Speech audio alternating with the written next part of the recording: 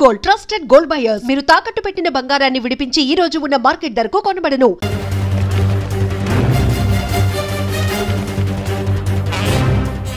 మంత్రి గారికి మంచినీళ్ళు ఇవ్వండి.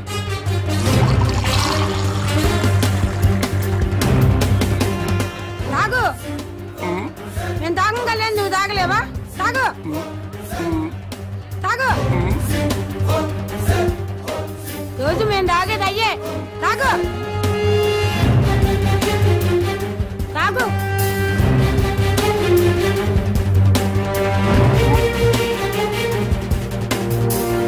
మాయ్ తాగు. తాగమంటే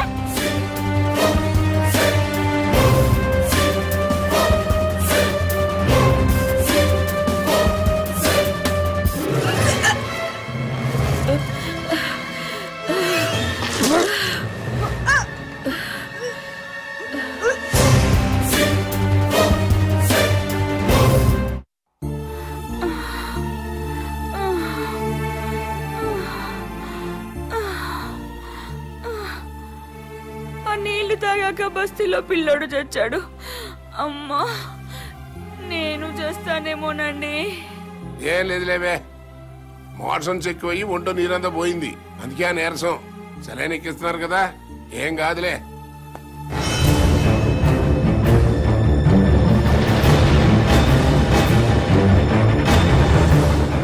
ఏంటిది ఇటు ఇళ్లలోకి తోసుకొచ్చేటివేనా? మీ ఇళ్లలోకి మేము టెస్ట్ అనుకుంటారా? ఏమనంటే ప్రెస్. మా ప్రైవేట్ జీతాలు ఉండవు. ఏ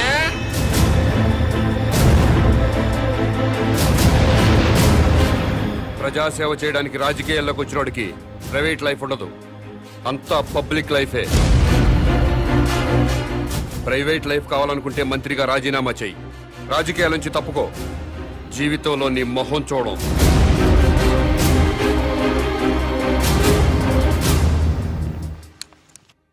రాని రాని, ఆపు ఆపు ఆపు ఆపు.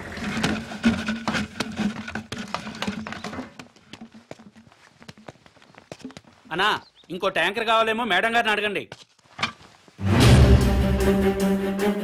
ఎవరిని మేడం గారు అంటున్నావు? మంత్రి గారి భార్యనండి. బస్తీలో మంచినీళ్లు సప్లై చేసేటప్పుడు బస్తీలో ఉన్న ఆడవాళ్లను ఇలాగే మేడం గారిని గౌరవంగా పిలుస్తావా? ఇలాగే గౌరవంగా పిలుస్తావా అని అడుగుతున్నాను. మీకే చెప్పేది, దున్నపోతలో ఉన్నారు. ఓ తోసుకురాపోతే లైన్ లో రావచ్చు కదా. ముందుకు వచ్చారంటే మొహం బయలుదేరి వెళ్ళు.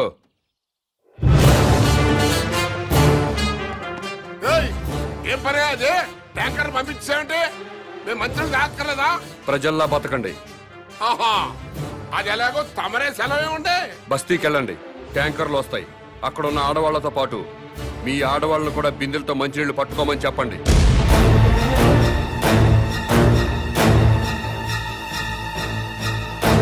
నేను మంత్రి గారి భార్యనండి. బస్తీ ఆడవాళ్ళతో కలిసి మంచిళ్ళ కోసం బిందె పట్టుకుని క్యూలో నిలబడాలా? లేబర్ కి మనకి తేడా లేదా డాడీ? వాళ్ళు ప్రజలమ్మా, ఆ మాట వాళ్ళని అనలేం కదా. ఎందుకు అడగకూడదు? వాళ్ళేమైనా మన కూడికే ఓట్లు వేశారా? కోట్ల రూపాయలు కుమ్మరించాం. 75 లక్షల రూపాయల బ్రాండీలు విస్కీలు తాగి ఓట్లేశారు. ఊరికే వేశారా?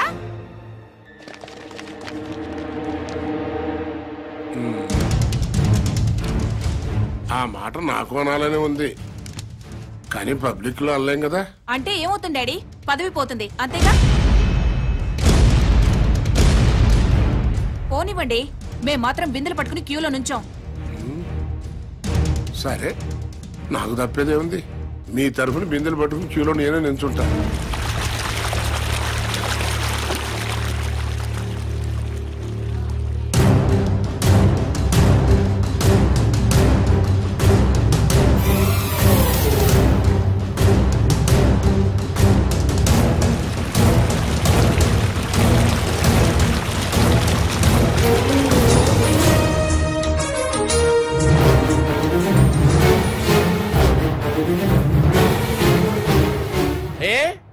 బిందెలతో నిలబడి లైన్లో నీళ్లు పట్టుకోవడానికి ఎందుకు బాధపడుతున్నారు?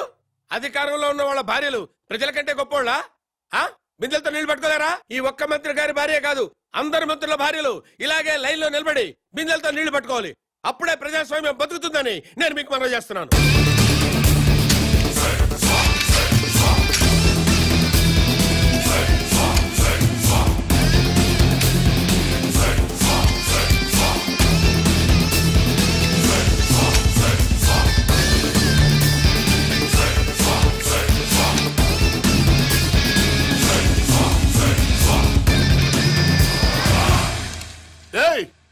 అదేంటయ్యా బాత్రూమ్లకు తాళాలేస్తున్నాయంటే? మీరు ప్రజల్లా బతకాలి కదండి. ఏంటయ్యా ప్రజలు వాళ్ళలాగా బతకాలంటే మా బాత్రూమ్లకు తాళాలయ్యాలా? చెంబులు తీసుకుని రోడ్డు మీదకి వెళ్ళండి. స్టేట్ లో చాలా ఊళ్ళలో మరుగుదొడ్లు లేక ఆడవాళ్లు చెంబులు పట్టుకుని రోడ్ల మీదకి, రైల్వే పట్టాల మీదకి, టాయిలెట్ కి వెళుతున్నారు. మీరు కూడా ప్రజల్లా బతుకుదాం అనుకుంటున్నారు కదా, అందుకే చెంబులు పట్టుకుని రోడ్డు మీదకి వెళ్లాలని తాళాలు వేశాను.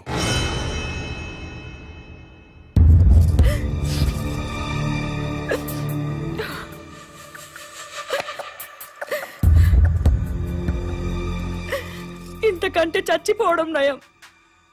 ఏంటి డాడీ ఇది? మినిస్టర్ గా మీరేం చేయలేరా? ప్రజల్లాగానే మనము బతకాలంటున్నాడు కదమ్మా.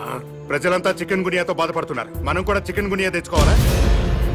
లవ్ పేరు చెప్పి ఆడపిల్లల మీద యాసిడ్ పోసి చంపుతున్నారు, మనము చంపాలా? ఆర్గ్యుమెంట్ వద్దమ్మా. ఈ సమస్యకి ఒక్కటే పరిష్కారం. మనం జనంతో పాటు చెంబుట్టుకుని రోడ్డు మీదకి వెళ్ళకూడదు అనుకుంటే నేను ఎమ్మెల్యేకి రాజీనామా చేయాలి, మంత్రి పదవికి రాజీనామా చేయాలి. అసలు టోటల్ గా నేను రాజకీయ సన్యాసమే చేసేయాలి. అభిమానం ముఖ్యమో అధికారం ముఖ్యమో మీరే నిర్ణయించండి.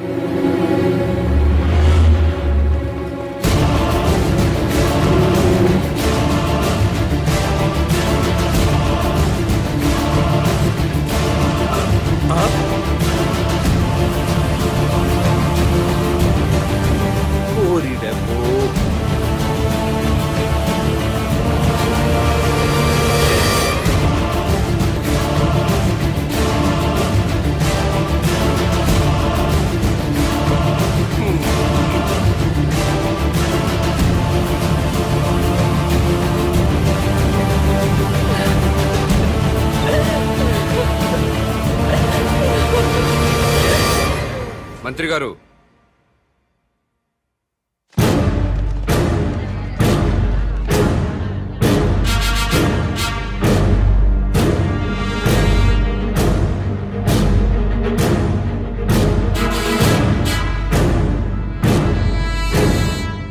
కన్నీళ్లు మంత్రుల కుటుంబాలకే కాదండి, మా ఊరు ప్రజలకు కూడా ఉంటాయి, మా ఆడవాళ్లకు కూడా ఉంటాయి. నలుగురిలో మొగుడు ముందు నిలబడడానికి కూడా ఆడది మొహాట పడుతుంది. అలాంటిది పొద్దున్నే చెంబు తీసుకుని రోడ్డు మీద నిలబడాలంటే ఎంత సిగ్గుపడుతుందో, ఎంత అవమానంతో చచ్చిపోతుందో తెలీదా సార్ మీకు? ఈ దేశంలో అన్నిటికంటే ఉప్పు చీప్ సార్. ఉప్పు కంటే కూడా ఆడదాని పరువు చీప్ అనేలా మీలాంటి నాయకులు ప్రవర్తిస్తున్నారు. మనుషులైతే సిగ్గుపడండి, మనసుంటే ఆలోచించండి.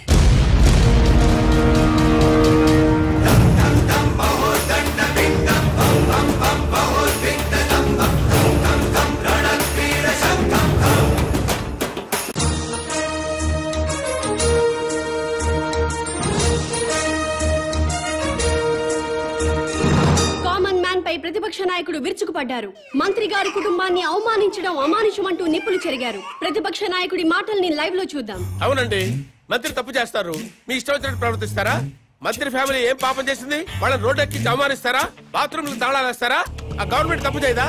తప్పు చేసి అసెంబ్లీకి తాళాలు వేస్తున్నారా? సెక్రటరీ తాళాలు వేస్తారా? అలా మాట్లాడితే కుదరదు. కామన్ మ్యాన్ ని లైన్ లోకి వచ్చి మాట్లాడమనండి.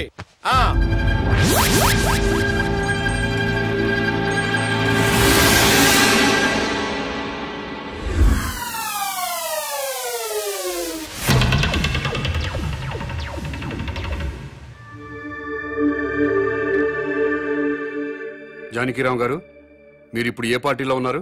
మాతృదేశం పార్టీలో అండి. ఎలక్షన్ టైంలో ఈ పార్టీని వదిలి ఇంకో పార్టీలోకి వెళ్ళినట్టున్నారు. అవునండి.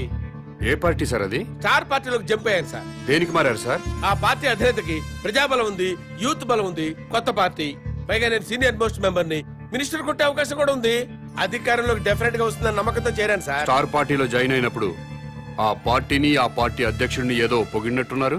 ఎస్, పొగిడాను. స్టార్ పార్టీలో సామాజిక న్యాయం ఉంది, అవినీతిపై పోరాటం ఉంది, ప్రజలపై ఆరాటం ఉంది. పార్టీ అధ్యక్షుడు నీతిమంతుడు. మాతృదేశం పార్టీ నుంచి బయటకు వచ్చినప్పుడు ఆ పార్టీని ఆ పార్టీ అధ్యక్షుడిని ఏదో తిట్టినట్టున్నారు. తిట్టాను. మాతృదేశం అంతా వన్ మ్యాన్ షో సార్. అక్కడ ఆయన ఒక్కడే కింగ్ సార్. అందుకే బయటకు వచ్చాను సార్.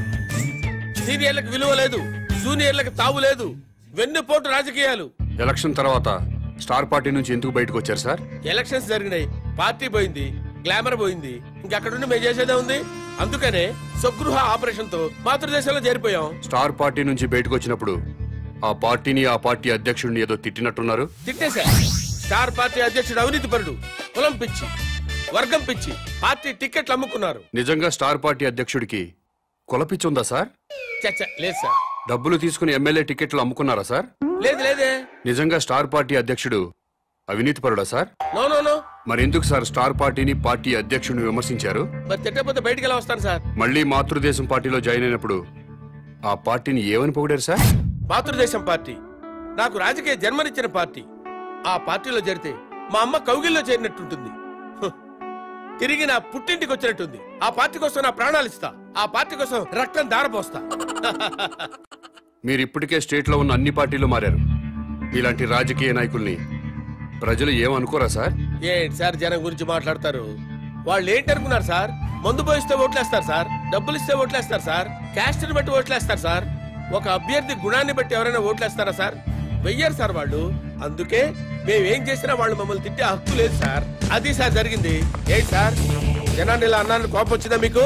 నిజంగా జనం మంచోళ్ళు అయితే ఒక సిన్సియర్ అభ్యర్థిని ఎందుకోరు సార్? వాళ్ళు చేసేది తప్ప కదా సార్? వాళ్ళని ఎలా బాగు చేయాలని నేను ఆలోచిస్తున్నాను సార్. దాని గురించి ఆలోచిస్తున్నాను సార్ నేను.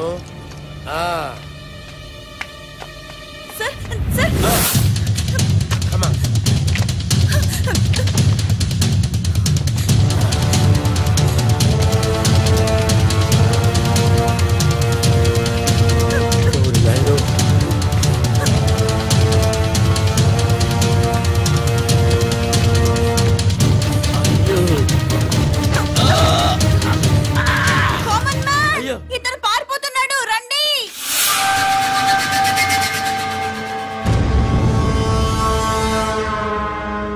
కామన్ మ్యాన్ కిడ్నాపర్ కాదా? కామన్ మ్యాన్ కిడ్నాపర్ కాదు, నా ఫ్రెండ్. ఇదంతా డ్రామా. డ్రామానా?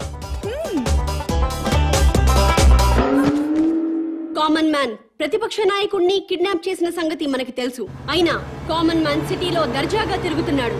అరెస్ట్ చేయడం పక్కన పెడితే కనీసం కామన్ మ్యాన్ ని అడిగే సాహసం చేయలేకపోయింది ప్రభుత్వం.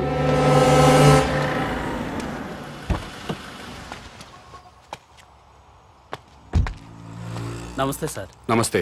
నేను గవర్నర్ గారి పిఏనండి. గవర్నర్ గారు మీతో మాట్లాడుతూ ఉన్నారు. హలో సార్, ఒక్క నిమిషం మాట్లాడండి సార్. హలో బాబు, నువ్వు చేసే పనులన్నీ అభినందించదగ్గవే. కానీ మంత్రుల్ని కొట్టడాలు, ప్రతిపక్ష నాయకుడిని కిడ్నాప్ చేయటం చట్టవ్యతిరేక చర్య. అలా కాకుండా సొసైటీ కోసం ఏం చేయదలుచుకున్నావో, ఎందుకు చేస్తున్నావో నాకు చెప్పు. నేను నీకు సహాయం చేస్తాను. మీరు నిజాయితీ పరులు సార్. తప్పకుండా మీ మాట వింటాను. మీతో పాటు ప్రజాప్రతినిధులందరినీ సమావేశపరచండి.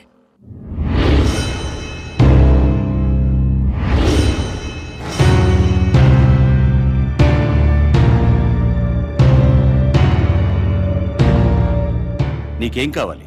నాకేం అక్కర్లేదు. మరెవరికి కావాలి? రాజకీయాల్లో సిస్టమ్ ఉండాలి. ఎలాంటి సిస్టమ్? భక్తుల కోసం తిరుపతి కొండపై ఉన్న సిస్టమ్. నువ్వు తాగుబోతువా, తిరుగుబోతువా, రౌడీవా, గోండావా అన్నది మాకు అనవసరం. తిరుపతి కొండపైకి ఎక్కాలంటే మాత్రం భక్తుడిగా మారాలి. కొండపై ఉన్నంతసేపు తాక్కూడదు, తిరగకూడదు. ఎలాంటి తప్పుడు పనులు చేయకుండా భక్తితో ఉంటూ భక్తుడిలాగా కొండ దిగిపోవాలి. కొండ దిగాక మీ ఇష్టం. ఆ సిస్టమ్ ప్రజలంతా ఫాలో అవుతున్నారు కాబట్టి తిరుమల కొండని 100 సంవత్సరాల నుంచి పవిత్రంగా ఉంచుతున్నారు. అలాంటి సిస్టమ్ రాజకీయాల్లో లేదు. రౌడీలు, గూండాలు, భూకబ్జాదారులు, ఫ్యాక్షనిస్టులు, అవినీతి పరులు రాజకీయాల్లోకి వచ్చేస్తున్నారు. రాజకీయాల్లోకి వచ్చాక కూడా గూండాల్లా ప్రవర్తిస్తున్నారు. ఫ్యాక్షనిజం వదలలేదు, భూకబ్జాలు మానలేదు, అవినీతి పనులు చేస్తూనే ఉన్నారు. దాని మూలంగా సొసైటీ మొత్తం నాశనం అయిపోయింది.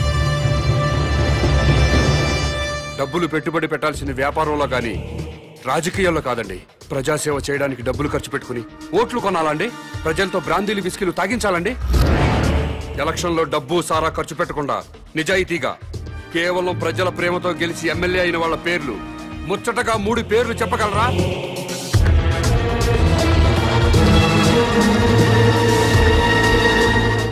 $10 కోట్లు ఖర్చు పెట్టి ఎలక్షన్లో గెలుస్తున్నాడంటే రేపు 100 కోట్లు సంపాదించుకోవచ్చన్న వ్యాపార సూత్రం తప్పితే ప్రజాసేవ చేయడానికి కాదు.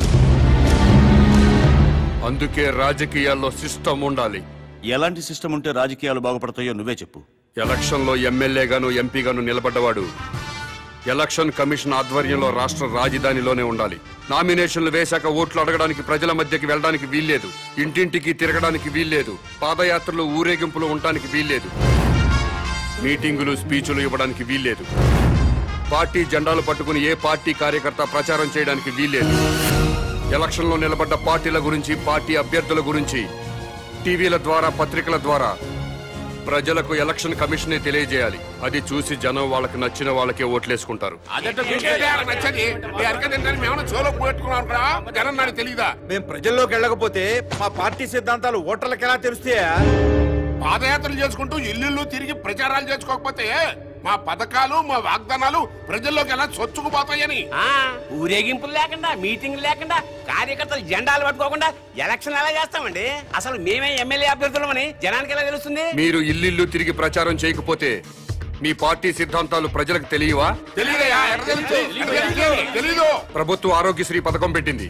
వైఎస్ఆర్ గారు ఇల్లు తిరిగి ప్రచారం చేశారు, ఆరోగ్యశ్రీ పథకం పెట్టామని టీవీల్లోనూ పత్రికల్లోనేగా ప్రకటించింది. ప్రజలందరికీ తెలియలేదా? ఆసుపత్రికి వచ్చి వైద్యం చేయించుకోవడం లేదా? ఎన్టీ రామారావు గారు ₹2 కిలో బియ్యం పథకం ప్రవేశపెట్టారు. ₹2 కిలో బియ్యం ఇస్తున్నామని ఇల్లు తిరిగి ప్రచారం చేశారా? పత్రికల్లోనేగా ప్రకటించారు. రాష్ట్రం మొత్తం తెలియలేదా?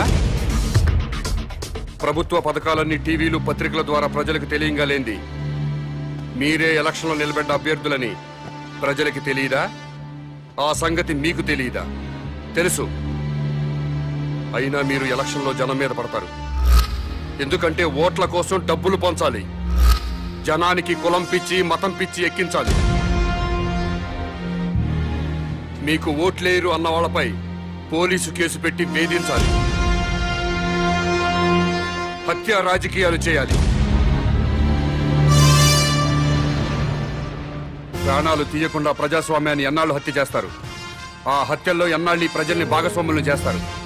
నోటి మాటతో వేయాల్సిన ఓటుకి వేల కోట్లు ఎందుకు ఖర్చు పెడుతున్నారు? గెలిచాక మళ్ళీ వేల కోట్లు ఎందుకు సంపాదిస్తున్నారు? ఈ మోసం జరగకుండా ఉండాలంటే నేను చెప్పిన సిస్టం పెట్టి తీరాల్సిందే. భారతదేశం బాగుపడాల్సిందే. లేదా ప్రతిపక్ష లీడర్ కిడ్నాప్ అయినట్టు ముఖ్యమంత్రి కిడ్నాప్ అవుతాడు. And for more videos, please subscribe to iDream. Please subscribe to iDream. Please subscribe iDream. And please subscribe to iDream. For more videos, subscribe to iDream.